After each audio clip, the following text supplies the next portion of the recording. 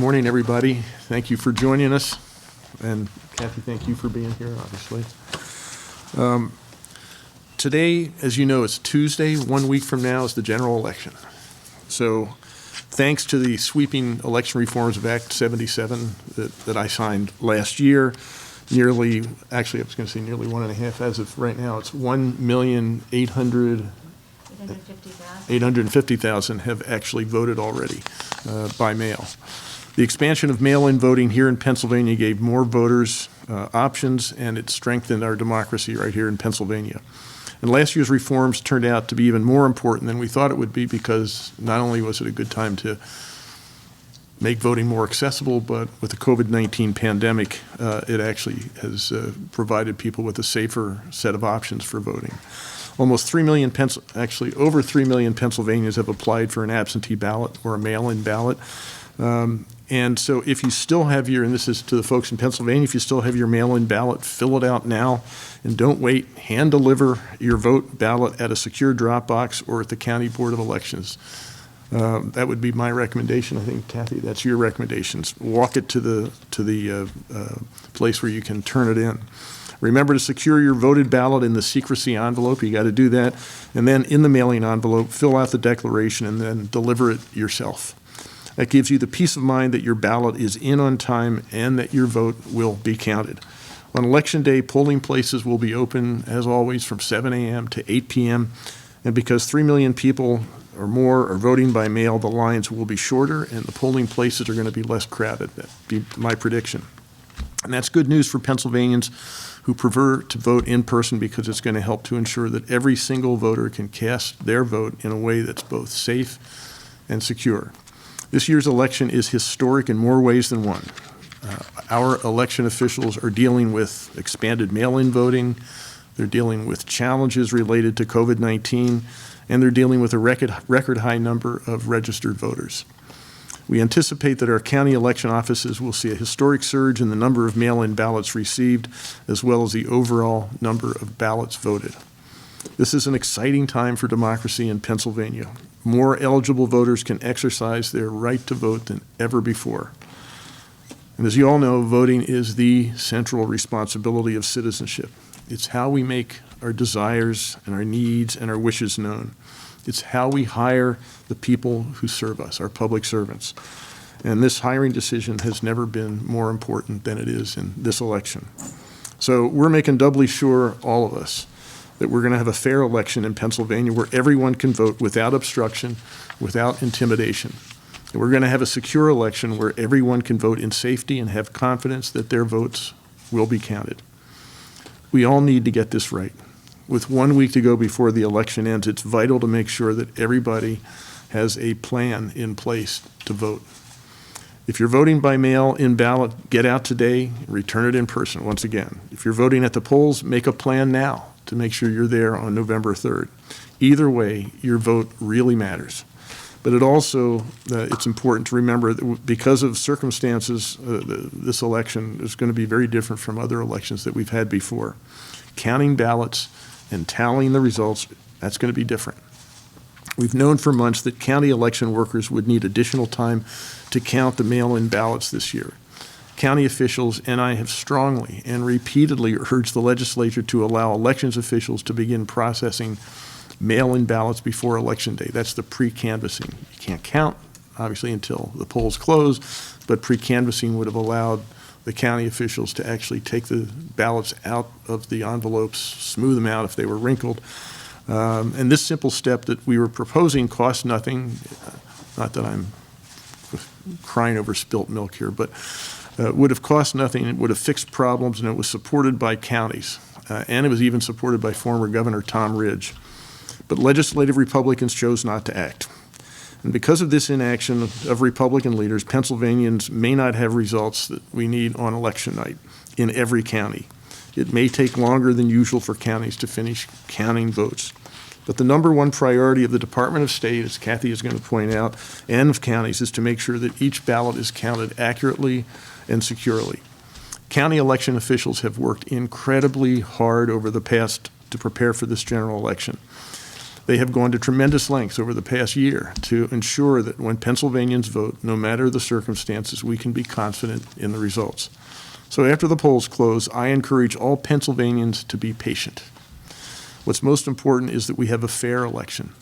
Every vote will be counted, and the results will be accurate, even if it takes a little more time than usual. So thank you. Now I'm going to turn things over to Secretary of State, Kathy Boockvar. Kathy. Thank you.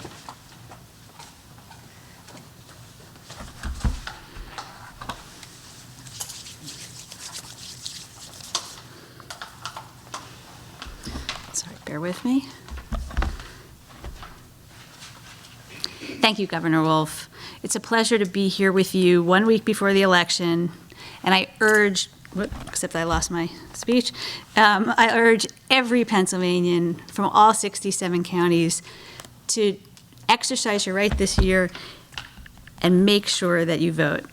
I want to remind Pennsylvania voters that if you applied for a mail ballot, now is the time to return it, so you can make sure that it counts.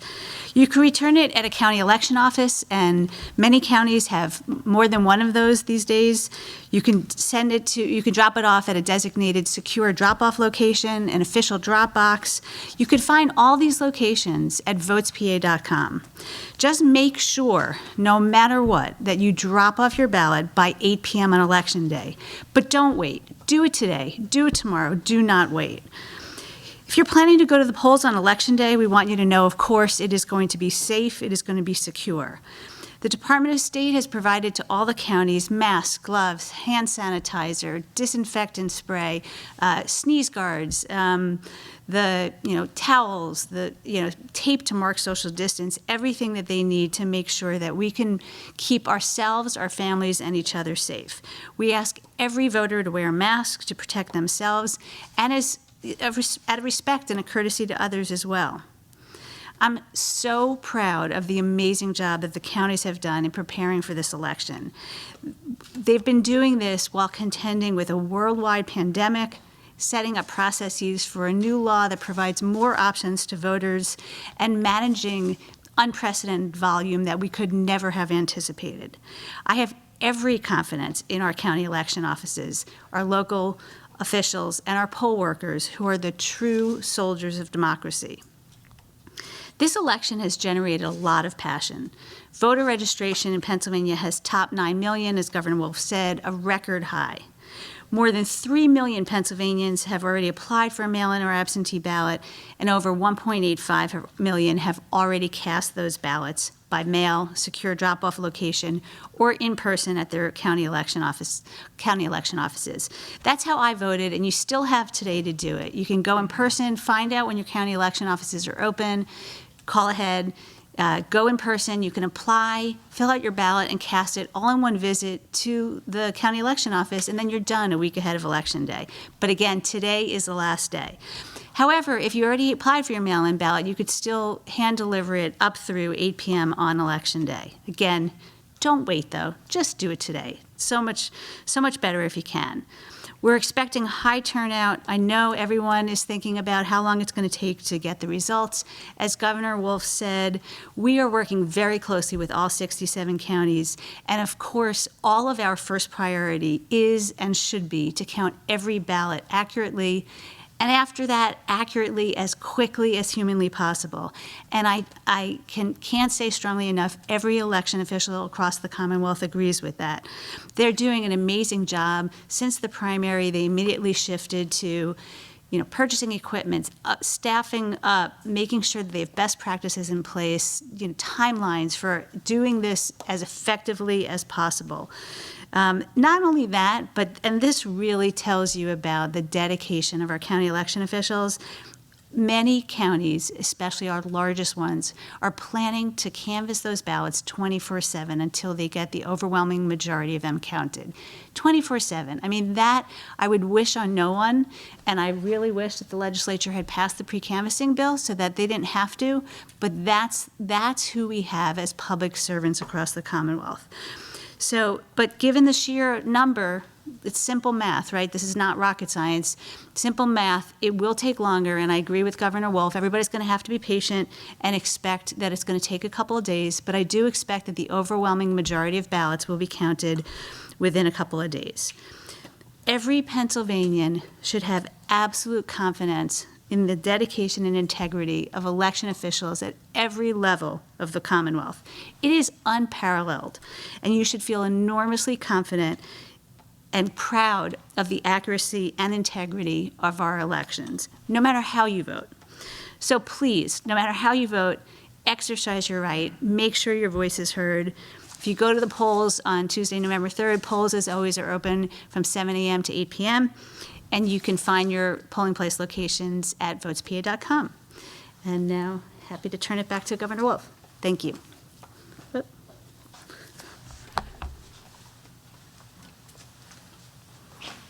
Okay, Secretary Boockvar and I would be happy to take questions.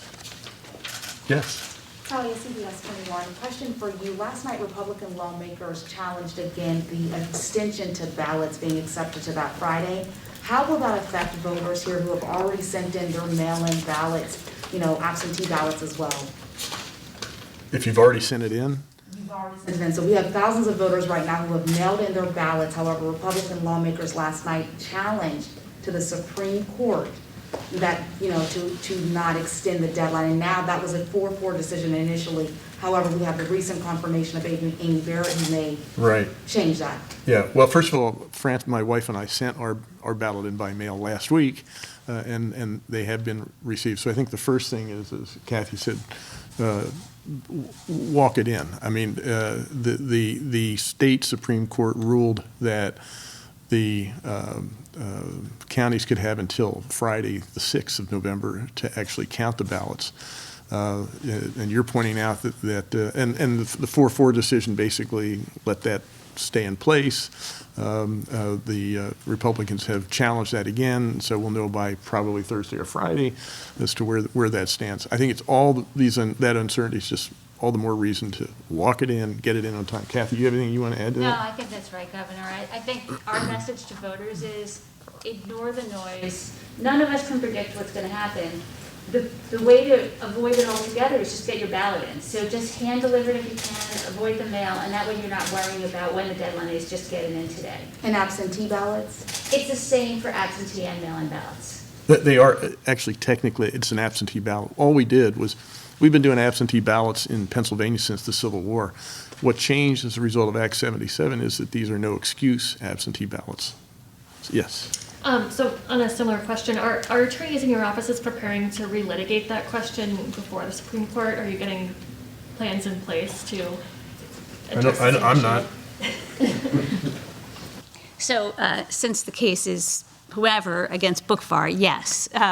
We have lawyers working on this already. What's currently before the U.S. Supreme Court is a request to expedite. So that's kind of all that's being briefed right now. But then we expect further briefing after that, if there is to be further briefing. So yes. Okay. But I guess, should voters not count on that 3-day extension for counties receiving their offices? Like, that's not a guarantee, basically. We are advising voters to get your ballots in now. And honestly, if you don't have to mail it, don't mail it. Just drop it off, because we all know that there's mail delays. There's no question. So avoid it. So I don't want any voter thinking about what a court is or isn't going to do. I want them to have confidence that their ballot will be counted. And the best way to do it is just hand deliver it if you can. Get it in as soon as possible. And, if you have to, if you have no choice and you have to mail it today. Mail it today. Should I? Right there. Hi there. Are you me? No, you- Well, no, either of you. I don't care. I'm looking. We're trying to figure out who should take our mask off. I was just wondering if you have any reaction to what the president said yesterday about that, he's going to be watching Pennsylvania. A lot of bad things are happening in Philadelphia. And then I guess in the early morning he tweeted, Philadelphia must have poll watchers. Are you concerned about this, about, his revving up his base to... No, we're doing everything we can to make sure we have a safe election. Keep in mind where we are. if you voted in person, which I always did, which was the way we always voted in Pennsylvania for how many years, you can still do that. And the only difference is we have better machines. We invested over $90 million to help counties make sure that we have paper trails on our ballots. And instead of taking 30 days before the election day to register, you now can do it within 15 days. Other than that, you can do exactly but we've just added options. You can do a mail-in ballot. You can walk it to the polling place. You can put it in a drop box. You can do more things now. We've made voting more accessible in this bipartisan Act 77. So I think what we want to focus on is, what a great system is, and we're doing everything, and the counties are doing everything to make sure that the system works really well. Kathy, you want to add anything to that? Sure, Jan, sure. To the point about the poll watchers, Philadelphia and every other county in the state can have poll watchers. President Trump, every candidate, parties, that hasn't changed. So his tweets, again, voters need to ignore the disinformation. There's so much disinformation out there. People should not retweet, should not repost. This information is inaccurate. Pennsylvania has very clear laws. Poll watchers are going to be appointed a couple of days before Election Day. As you know, President Trump, his campaign brought litigation trying to extend that. He lost twice. They lost in Philadelphia county courts, and then they lost again at the Commonwealth Court. The laws in Pennsylvania have very specific rules for poll watchers, and those will apply in every county in the state. You want her or you want me? Secretary. Secretary. I need both, but I'll start with Secretary Boockvar. This question is from Dennis Owens at ABC 27. My name is Justin. Is there a mechanism in place for someone who might turn in or mail in a ballot that's, for whatever reason, is incorrect? Is there a mechanism to make sure that that person can submit their vote properly? Or is it when it's received and reviewed and it's ruled inaccurate or not filled out correctly, does it just get discarded? So the details matter. So, for example, for some of the reasons why a ballot might be canceled or not accepted have existed forever. For example, a missing signature. So in the SURE voter registration election administration system, there's actually a category that's existed for years that says missing signature. So what would happen is, and there's been an automated, so if a ballot arrives and it's flagged as missing signature, an automated email goes out to that voter notifying them that that has happened, and then they have an opportunity to either, and the counties sometimes when they've had phone numbers for voters have contacted them, so either they can see whether there's time to correct it, or I want every voter to know that you can vote by provisional ballot should your mail-in or absentee ballot not be accepted for a reason other than voter eligibility. So obviously if you're not a qualified voter, you're not going to be able to have a provisional ballot counted, but if you just forgot to sign the ballot and that ballot then is not going to be counted, you can still go on Election Day, again, check in just with the poll workers like normally, and you'll be able to vote by provisional ballot, and your ballot will be counted as long as you don't have another mail or absentee ballot on record as having been counted. Naked ballots are a new issue, right? It's not been a thing in Pennsylvania. So, and because pre-canvassing is not happening until Election Day, mostly that's not going to be known until Election Day.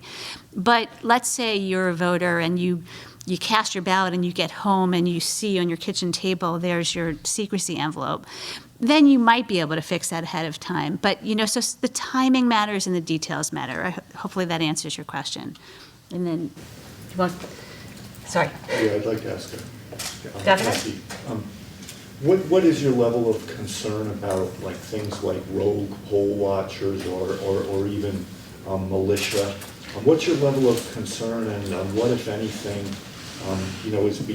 is being done to respond to that?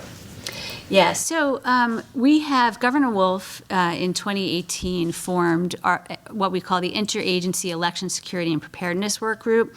And it's been, I don't know that I've said this to you in a while, but it's been just an incredibly powerful alliance in Pennsylvania that has broken down silos and made new collaborations across agencies on these issues than ever existed in the state of Pennsylvania before.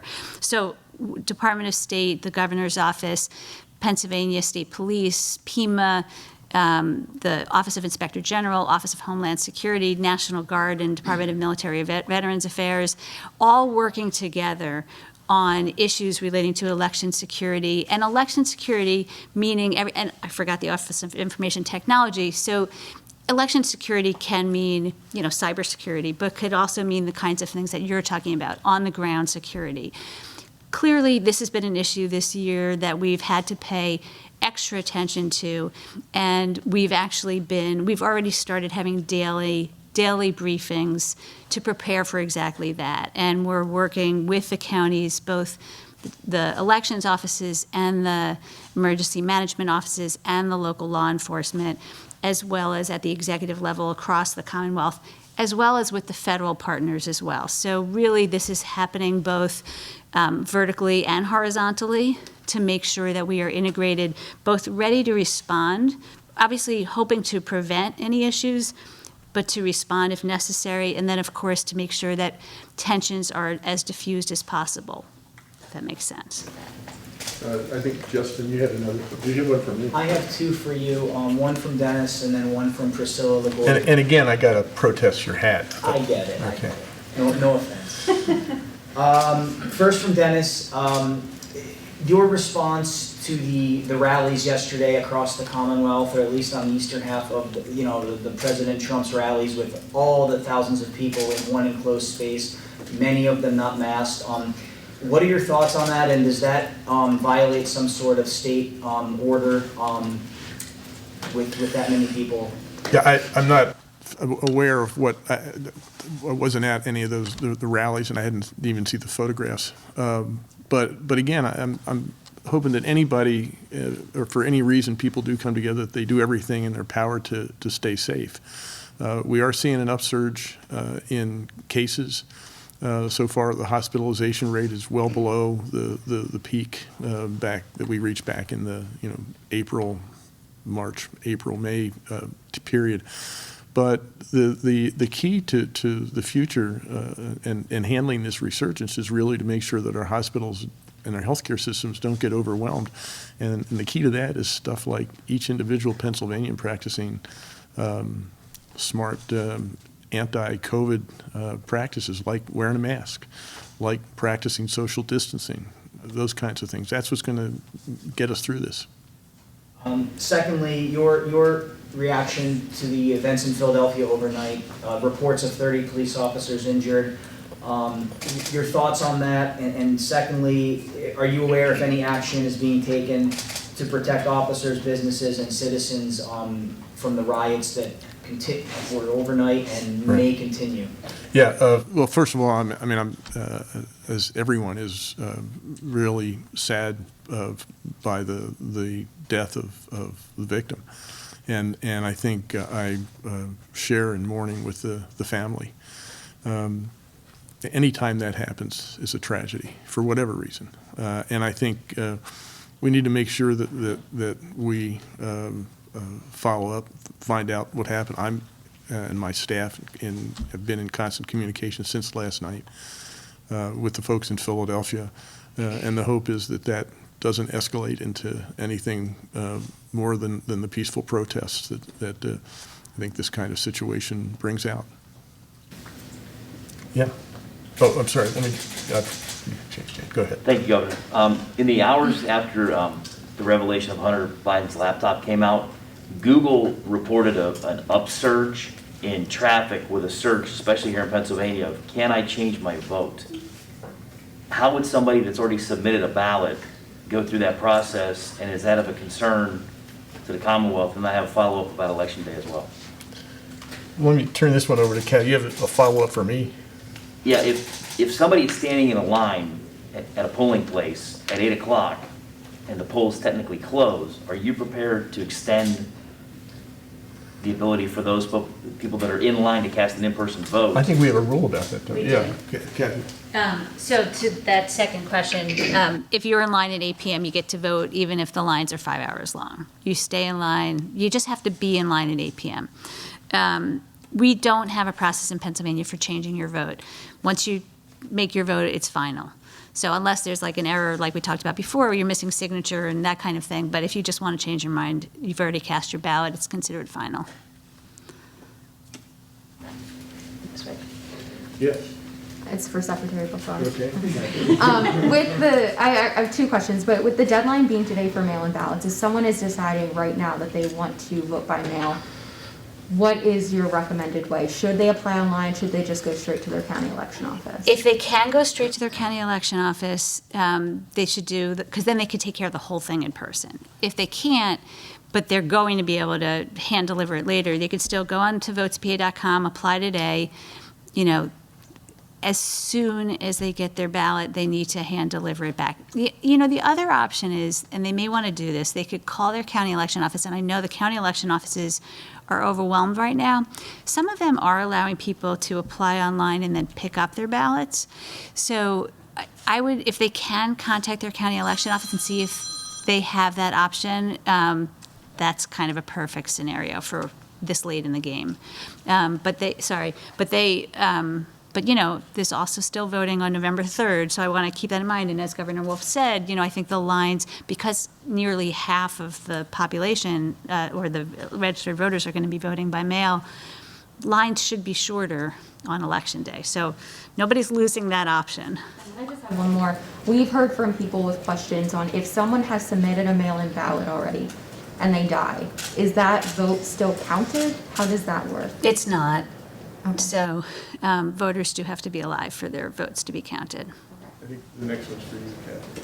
Secretary, question for you. It's similar to one of the last questions. Today is the last day to apply for a mail-in ballot. If you were waiting in line, like if there were long lines today, and you got in line before 5 p.m., you've been in line waiting, will that deadline then be extended if, say, you were waiting in line since 2 p.m.? Yeah, I mean, it's a good question. The applications, you know, for example, like online, the applications cut off at 5 p.m. And so I don't think that the same rules apply to polling places on Election Day, because that's the last time you could vote. So it makes sense that you would want anybody who gets in line at 8 p.m. to be allowed to cast their ballot.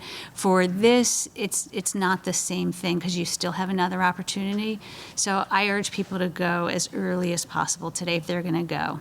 So I want to be clear, if you're in line at been waiting, you're getting cut off. The county election offices are, you're talking about the county election offices, right? Yeah, they have set hours, and so whatever those hours are, that's all they have to be open for. Yeah, as a follow-up to that, is there discretion at the county level that if they see a line that's out the door down the block, they have to cut it off at 5 o'clock? The application deadline is 5 p.m. today, and I think that that's the law. They have to follow. For Governor Wolf. Thank you. Back in August, you were pretty explicit, you know, once lawsuits started flying, you were pretty explicit that you wanted to settle some of these gray areas of our election code in the legislature rather than in the courts. Yeah. But then, you know, we saw talks collapse last week around the pre-canvassing question. So is there anything, can you just comment a little bit on what you offered to, I guess, give on in those negotiations? What, you know, I know that you had said something about maybe there being some security concerns about drop boxes or areas about drop boxes you were willing to compromise on, but could you just tell us what you offered and what the response was from the Senate Republicans, or the legislative Republicans? Well, first of all, there were two offers from them that I accepted. The one conversation where I had with the majority leader in the House was that he seemed at first to be concerned about the security at drop boxes. I said I was fine with that. And then he moved to, I think the next thing was Were you the, fine with eliminating drop boxes or tightening? no, security? tightening the security, which is I think what they were for, and as I understood it. And then the next thing was the 3 days. And so I offered 2 days. And they said, we'll get back to you.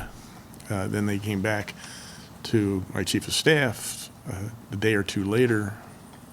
I think, I don't. This was what, like last week or 2 weeks ago? The last conversation was on Tuesday.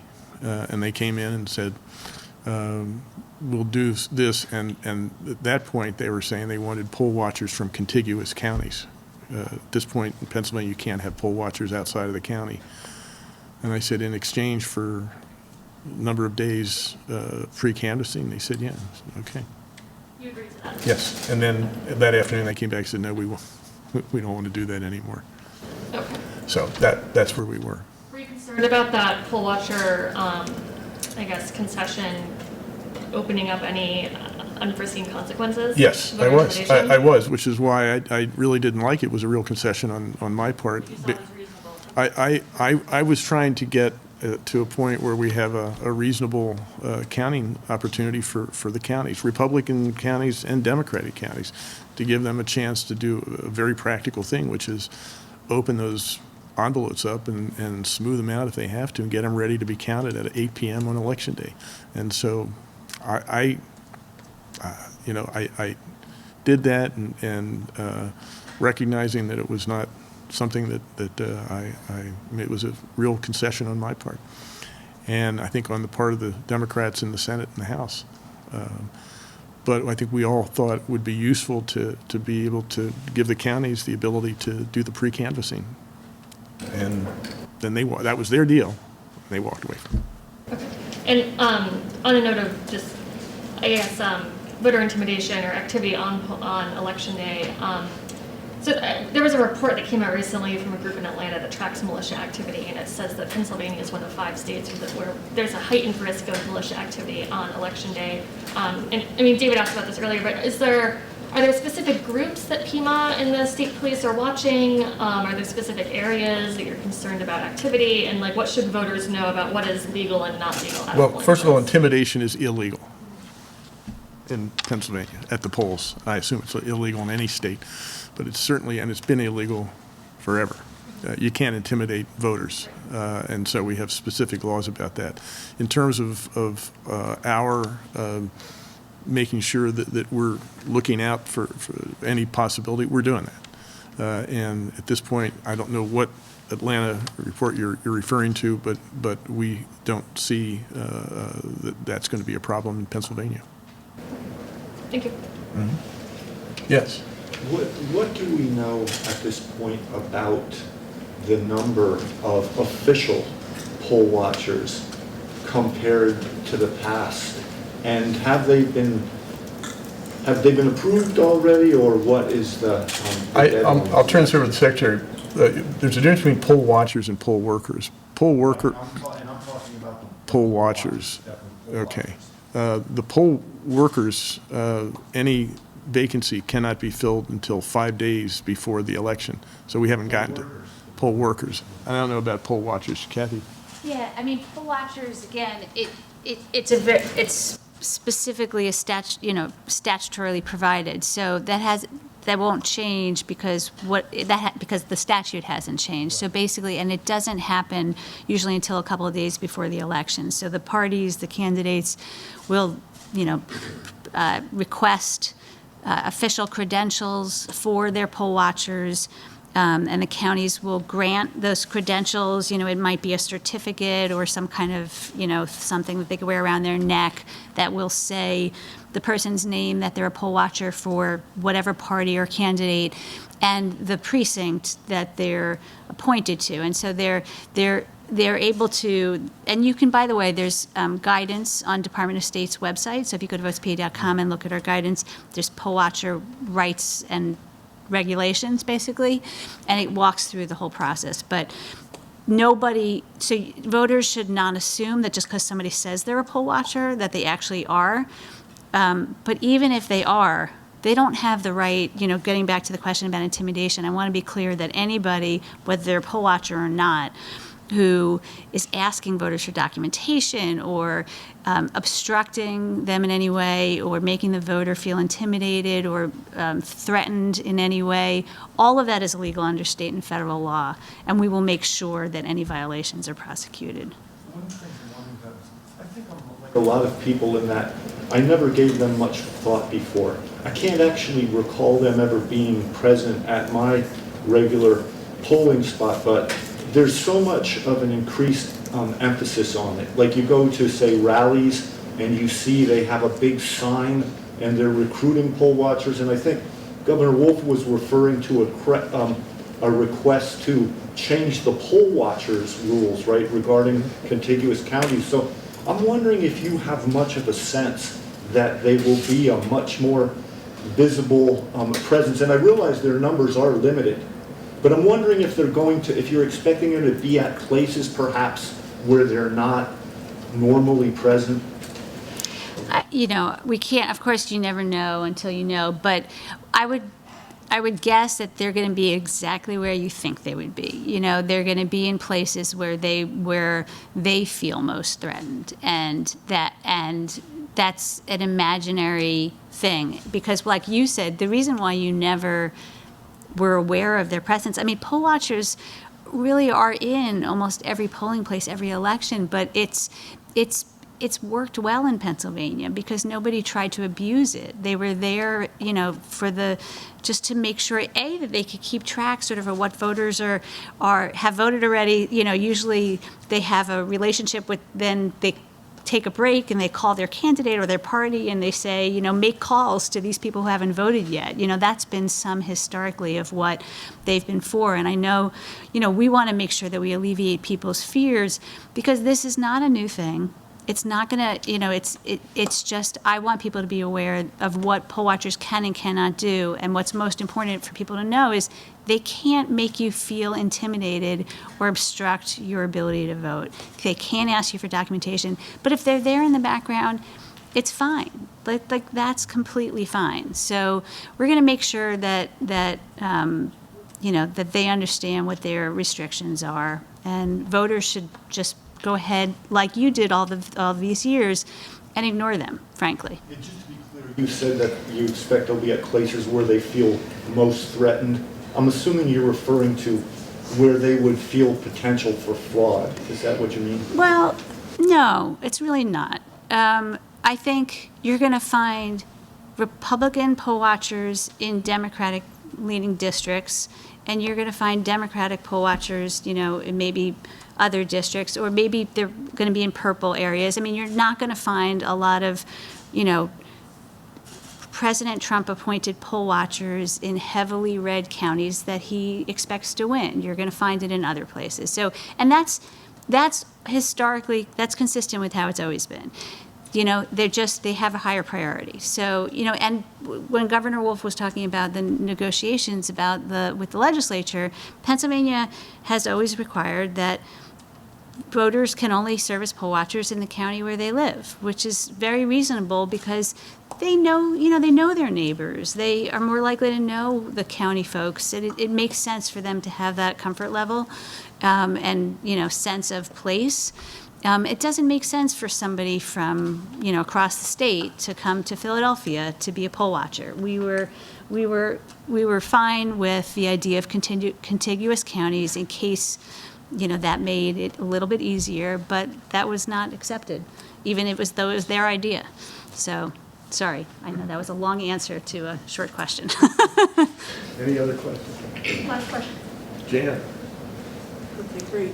Actually, I have follow-ups to Lizzie's question and this question. Governor? Okay. So you talked about your negotiations with the House. Were there any negotiations with the Senate Republicans? Can you talk about what you were willing to give there? Well, it's the same, I mean, they were on the same page. I spoke with both the majority leader in the Senate and the majority leader in the House, actually in the Speaker of the House, at different times.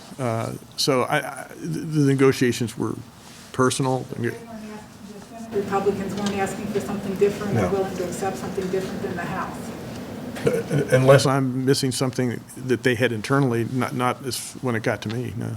And then to follow up on his question about Philadelphia, I was just wondering if you're concerned, if you're having any discussions with the mayor down there about this police shooting and giving rise to tensions that could result in, you know, uprisings like we saw in the primary with the protests against racial injustice. I mean, I know you extended the executive order to allow, you know, the votes to Back in the primary, you mean? in the primary. Yeah. So are you giving any thought to what, might happen in the event that that sparks that. I'm hoping that, I don't think that's going to be necessary, that we are in constant, not me personally, overnight, the staffs of both the mayor and my staffs have been in contact.